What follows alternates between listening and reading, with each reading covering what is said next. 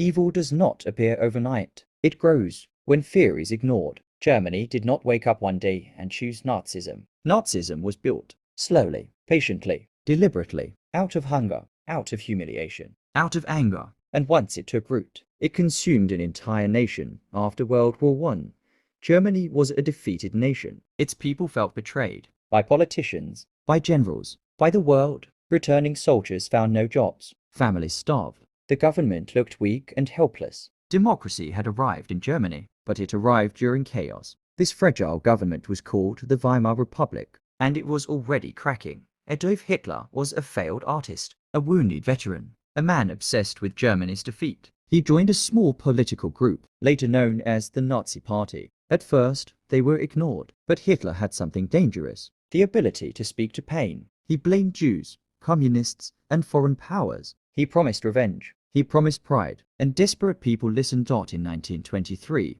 Hitler attempted a violent takeover of the government. It failed. He was arrested. Many believed his movement was over, but prison did not silence Hitler. It focused him. Behind bars, he wrote a book called Mein Kampf, a blueprint of hate, expansion, and racial ideology. When he was released, he chose a new path: power through the system. In 1929, the world economy collapsed. Germany was hit harder than most. Banks failed. Unemployment exploded. Hope disappeared. Millions turned to extremes, and the Nazis were ready. They offered jobs, order, national pride. Fear turned into loyalty. By 1932, the Nazi Party was one of the largest in Germany. In 1933, Adolf Hitler was appointed Chancellor of Germany. Many believed they could control him. They were wrong. Within months, political opponents were arrested. Free speech was crushed. Democracy was dismantled. Germany became a dictatorship. Nazism was no longer an idea. It was law.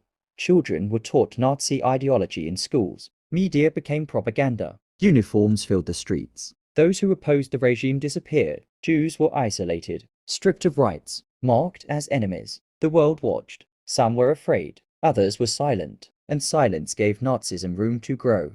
Nazism did not rise because it was strong. It rose because the world hesitated. Germany was no longer broken. It was mobilized. And now, it was ready to expand. Next episode: early tensions when America and the world began to worry.